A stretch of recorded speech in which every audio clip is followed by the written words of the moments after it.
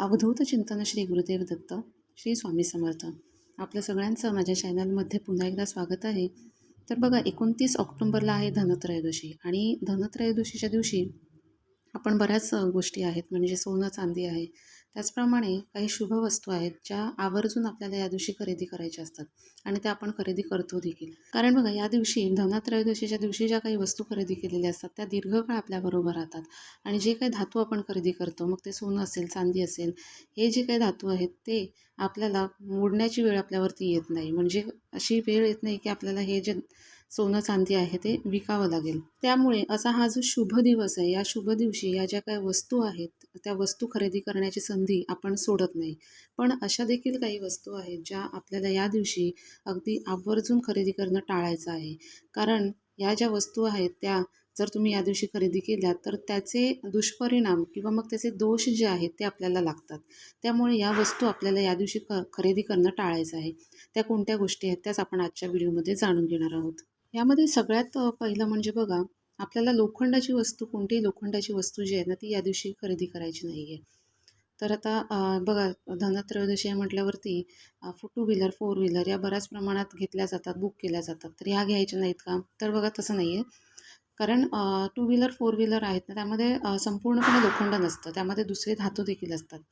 त्यामुळे two wheeler, four wheeler नाही, संपूर्णपणे लोखंडाची जी वस्तू आहे त्यामध्ये कढई असेल किंवा मग तवा असेल लोखंडाचा, संपूर्णपणे लोखंडाच्या असतात या. त्यामुळे ह्या वस्तू आपल्याला खरेदी करायच्या नाही आहेत. कारण बघा कसं, आता इथे स्पेशली महिलांच्या बाबतीत बोलेन मी, की आपल्या महिलांचं काय होतं की आपण खरेदी करायला गेलो की 4 वस्तू घ्यायच्या आणि जातो आपण, पण 10 वस्तू बरोबर घेऊन येतो. त्यामुळे ह्या वस्तू जर आपल्याला आवडल्या तर या दिवशी धनत्रयोदशीच्या दिवशी जर गेलात तुम्ही आणि या दिवशी आवडल्या तुम्हाला या वस्तू, तर तुम्ही कृपया या दिवशी ह्या वस्तू ज्या आहेत त्या खरेदी करू नका. तुम्ही धनत्रयोदशीच्या नंतर तुम्ही खरेदी करू शकता किंवा आधी खरेदी करू शकता. पण या दिवशी कृपया या लोखंडाच्या ज्या वस्तू आहेत, पूर्णपणे लोखंडाच्या, त्या खरेदी करू नका. आता लोखंडाची वस्तू का खरेदी करायची नाही या दिवशी? तर बघा, लोखंडाचा संबंध शनिदेवाशी येतो, शनिग्रहाशी. आणि शनिदेवांच्या बाबतीत आपल्याला माहिती असेल की यांची जर चांगली दृष्टी आपल्यावरती पडली तर आयुष्याचं आपल्या सोनं होऊन जातं. पण जर वाईट दृष्टी म्हणजे आपल्या कुंडलीमध्येच शनी खराब असेल तर मग याचे दुष्परिणाम देखील आपल्याला भोगावे लागतात. कारण शेवटी शनी हे न्यायाची देवता आहेत. आपल्याला आपल्या कर्माप्रमाणे फळंही भोगावीच लागतात. त्यामुळे ह्या शुभ दिवशी म्हणजे या धनत्रयोदशीच्या शुभ दिवशी ना तुम्ही हे लोखंडाची वस्तू जी आहे ती खरेदी करणं टाळलं पाहिजे. यामध्ये दुसरी जी महत्त्वाची वस्तू आहे ती म्हणजे चप्पल. चप्पल आपल्याला या दिवशी अगदी आवर्जून खरेदी करणं टाळायचं आहे. कारण बघा, आपण बरीच खरेदी करणार आहोत, कपडे वगैरे नवीन सगळं घेणार आहोत. तर त्यामध्ये नवीन चप्पल देखील आली आणि चप्पल पण आपण खरेदी करणार. पण ह्या दिवशी आपल्याला चुकूनही चप्पल जी आहे ती खरेदी करायची नाही आहे. कारण बघा, हा जो दिवस आहे तो लक्ष्मी घरी घेऊन जाण्याचा आहे. आणि लक्ष्मी, आपल्या घरातली सगळ्यात मोठी लक्ष्मी म्हणजे आपली झाडू. आपल्याला आवर्जून या दिवशी झाडू ही खरेदी करायची आहे.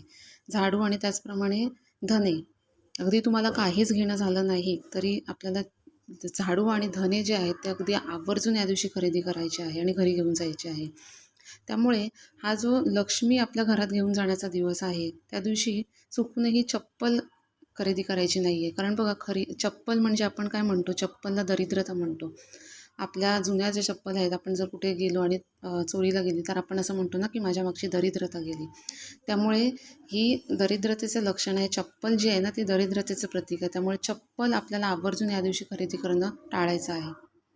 या पुढचं जे आहे ते म्हणजे बघा, धारदार वस्तू ज्या आहेत त्या आपल्याला या दिवशी खरेदी करायच्या नाही आहेत. आता धारदार वस्तूंमध्ये सगळ्यात महत्त्वाचं म्हणजे बघा, सुरी आली आपली, त्याचप्रमाणे कैची आहे किंवा मग सुई आहे. आता सुई बघा, आपल्याला लक्ष्मीपूजनच्या दिवशी तोरण वगैरे करण्यासाठी लागेल म्हणून आपण नवीन घेऊ. पण ह्या दिवशी आपल्याला धनत्रयोदशीच्या दिवशी या ज्या धारदार वस्तू आहेत ना त्या घेणं टाळायचं आहे. त्याचप्रमाणे बघा, सोन्या चांदीच्या वस्तूंमध्ये म्हणजे आपण आता सोनं एवढं महाग झालेलं आहे की शक्यच नाही आहे. म्हणजे आपल्या बजेटप्रमाणे आपण घेतो, पण ज्यांचं नाही आहे बजेट त्यांना शक्यच नाही आहे. म्हणून मग काय होतं की ज्या आर्टिफिशियल ज्वेलरी आहेत 1 ग्रॅमच्या, त्याच्याकडे आपला कल जातो. पण बघा, ह्या आर्टिफिशियल ज्वेलरी आहेत ना त्या धनत्रयोदशीच्या दिवशी घेणं आपल्याला टाळलं पाहिजे. कारण का? तर बघा मी सुरुवातीला सांगितलेलं, की या दिवशी घेतलेलं जे काही सोनं, चांदी असतं ते कधी आपल्यावरती मोडण्याची म्हणजे विकण्याची वेळ येत नाही.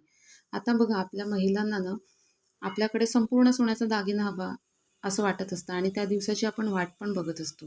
पण ते शक्य होत नाही म्हणून मग हे जे आर्टिफिशियल ज्वेलरी आहे त्याच्याकडे आपण वळतो. मान्य आहे, की छान दिसतं घातल्यावरती वगैरे सगळं मान्य आहे.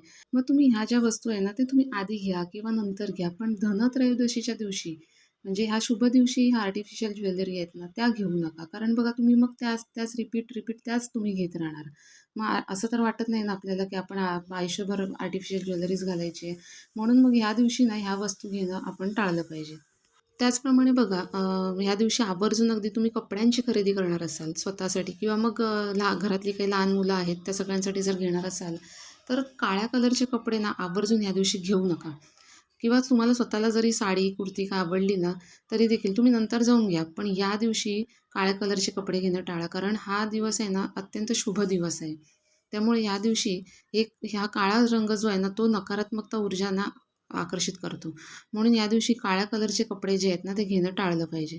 त्यामुळे बघा, या शुभ दिवशी आपल्याला चांगल्या शुभ वस्तू घ्यायच्या आहेत आणि त्याचप्रमाणे आपल्या बजेटला सांभाळून आपल्याला ज्या वस्तू जमतील, त्या आपल्याला वस्तू घ्यायच्या आहेत. जेणेकरून दीर्घकाळ आपल्याला त्या वस्तू घेण्याचा योग जो आहे तो येत राहील. व्हिडिओतील माहिती जर आपल्याला आवडली असेल, तर व्हिडिओला लाईक करा आणि अशाच माहितीपूर्ण व्हिडिओसाठी चॅनलला सबस्क्राईब देखील करा. धन्यवाद.